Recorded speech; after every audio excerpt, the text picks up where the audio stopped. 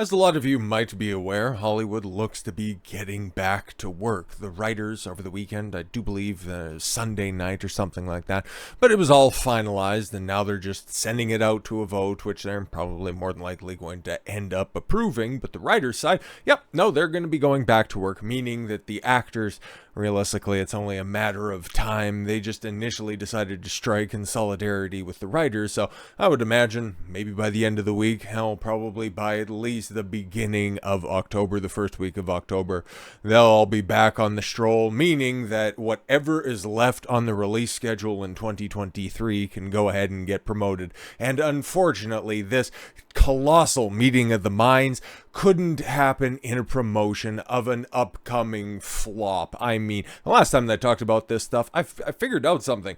Some of the most insufferable, underserved fan bases is the Hunger Games franchise. Oh my god, you people. I don't even know if you're watching this, and frankly, I don't really care because, okay, the last time I talked about that, and it's like, the cultural imprint of those stupid-ass Hunger Games films, we're 10 years on and nobody talks about that dumb shit. The only time that Jennifer Lawrence ever gets brought up is whenever she says some dumb fuck thing. Like, Katniss Everdeen came and went and nobody gave a fuck. Sure, the books might sell well, but when it comes to the filmic adaptation, that shit sucks ass through a fucking straw, and you can go take a look at the box office numbers in order to prove that. So, what do you think a prequel to the movie franchise that came out 10 years ago when the whole girl boss trope was somewhat new and relevant? Now you just run that back in 2023 with one of the most insufferable human beings alive. Bruh, that thing is going to bomb harder than Christopher Nolan's film that came out this summer. It's going to be beautiful. And you know what? For all of you idiots that were out there saying, oh, you can't criticize it because you didn't watch it, motherfucker, I can read numbers too.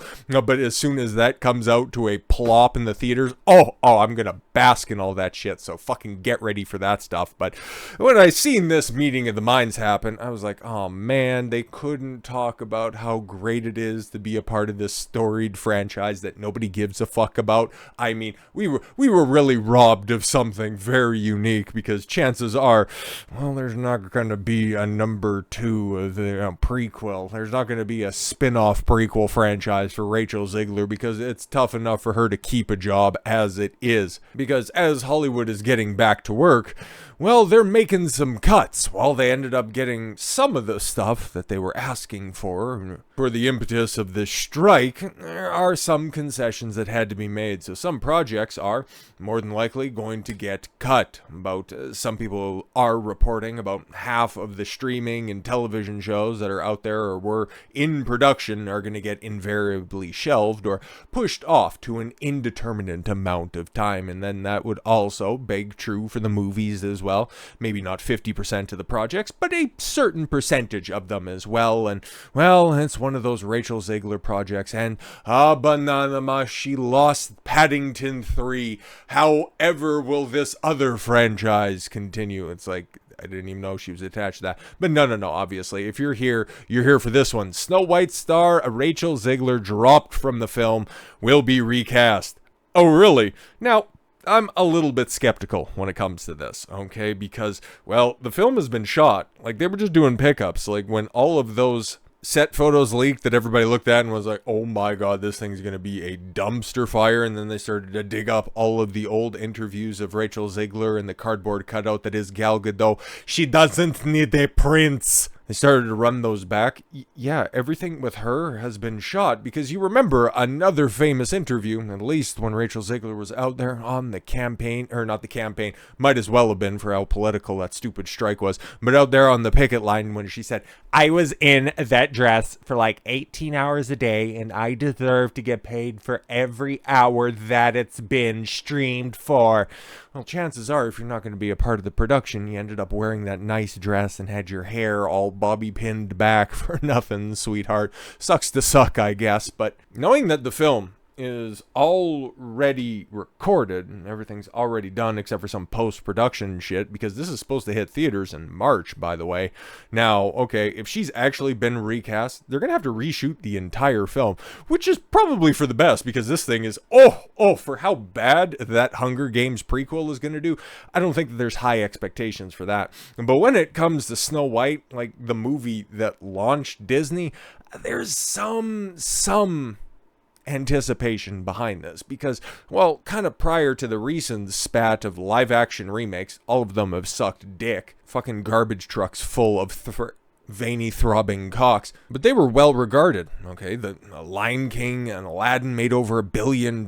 People liked I think it was the Cinderella one, the Beauty and the Beast one. Well, the less said about that one, the better. But the people really started to get hip to it probably around 2020 when Mulan came out. You guys remember the Mulan remake?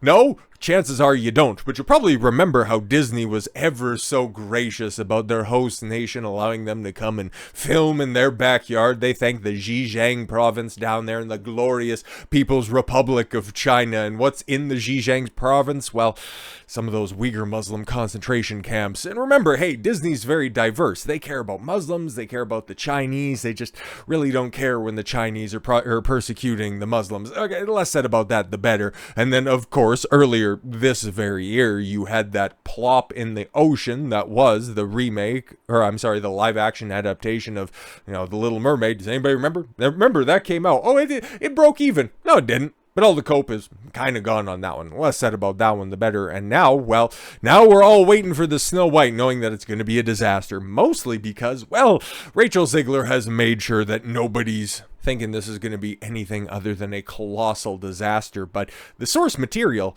is still very near and dear to Disney's origins. Its heart, it's baked into the very DNA of the Walt Disney Corporation. So, yeah, maybe redoing the entire film might be a costly endeavor, but forever tarnishing your reputation, it might be a little bit worse off. But let's see what we have here. Starting several years ago, the Walt Disney Corporation embarked on a mission to remake all of its classic animated films, giving the live action spin, and we've seen countless Disney remakes being made. Lion King, Jungle Books, and really? Okay. Cinderella in 2015. Peter Pan and Wendy. Oh, fuck, that came out this year. Wow. Yeah, and that was a dumpster fire, but that one went straight to D+. Disney also attempted to capitalize on the classic Haunted Man. Oh, fuck, that also came out this year. Wow. Yeah, that made like $6,800 at the theater. Tremendous. The new attempt to create a film based on one of Disney's most popular theme parks. Oh, there's Indiana Jones. Remember that. The fifth Indiana Jones film came out this year.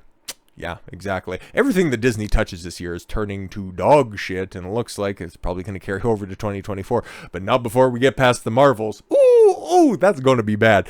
The film itself did decent with the amount of money, as an estimated budget of at least $150 million.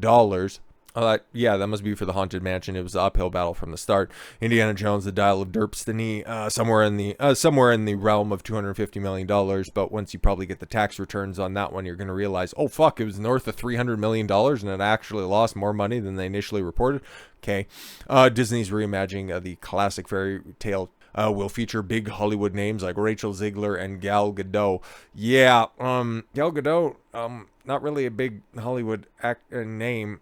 Okay, because she also had a film that came out this year. I totally forgot what it was, but so did everybody who was going to the theater, because that made no money at all whatsoever. Or maybe it was released on streaming. Regardless, it also came and went and nobody cared. But she's going to be the evil queen, or I'm sorry, probably in this film, the misunderstood queen. Oh, who's the fairest? Oh, well, that's not you, because you are not the most just and wise, because that's what we do now in all of these Disney films. We cast the women in the roles that are basically the old trope of just a dude without nuts and a set of tits. That's basically what it is. She's going to be a girl boss, she's going to overthrow the evil queen, and then everybody's going to dance, and nobody will fucking care.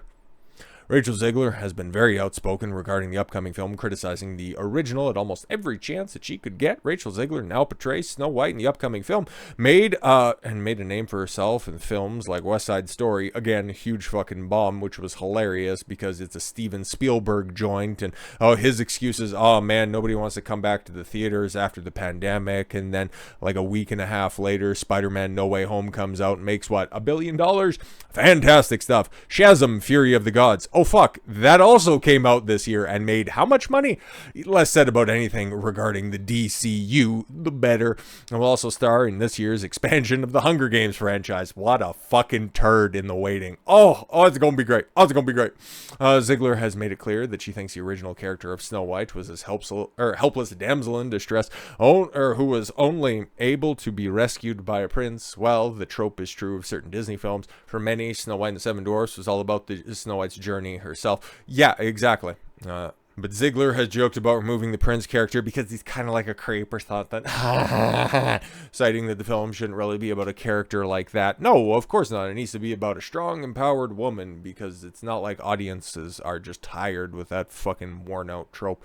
You can write powerful women, you just don't write them as defective men. It's just, there's a unique power about being a woman, and if you emphasize that, guess what? People will show up to the theater for that. I know, mind-blowing information right there being dropped.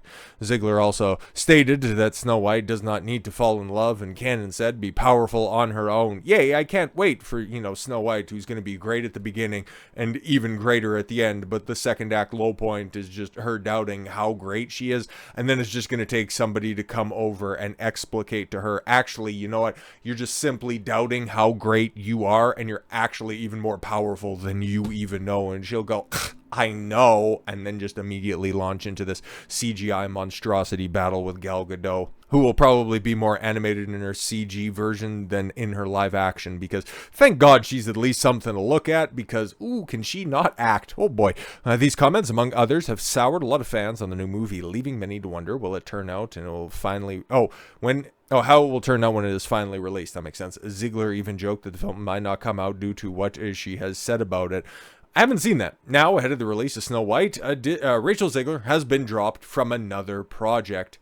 As reported by The Hollywood Handle, Zegler is no longer set to star in Paddington 3. Aw, shucks. The series of films, a lovable bear. Yeah, exactly. Just a generally likable character. Like, I don't think I've watched any of these films. I legitimately don't. I remember the cartoon book. I think it was a picture book, right? Kids book or something like that. But it was also quintessentially a British tale, because wasn't there a live-action CGI monstrosity that had Queen Elizabeth II and Paddington Bear do a mashup for... Was that for the Olympics in 2012? It was something like that. But yeah, why would you put this half German, half Guatemalan? She's some not Mexican, Hispanic. I can't remember, nor do I care. But what about that screams British? Yeah, exactly. Zegler was revealed to be attached to the upcoming film a few months ago, but has since been removed from the project. Zegler has reportedly been cut from the film and is recast as a result of the ongoing strikes. These strikes started several months ago. Countless projects, both television and film productions as well. Disney's upcoming Snow White film has also been heavily criticized over the decision to not include dwarves in the film. Yeah, of course. So what they're doing right here is trying to conflate that Rachel Zegler has been dropped from Snow White. Yeah, I don't think that's the case. Hell, even throughout this entire article, we jumped around just a little bit, and I dropped a little bit of context, but you can feel free to read that as well. But Snow White star Rachel Zegler dropped from film. Yeah, she's not dropped from Snow White. She dropped from Paddington 3. And after the release of Snow White and the Hunger Games prequel, I'd imagine that Hollywood's probably just going to go ahead and drop her from all future films going forward into the future. So with all that said, thank you all very much for the gift of your time. I've been Don Consuelo, and I want you to follow your gut and get after it. Take care, everyone.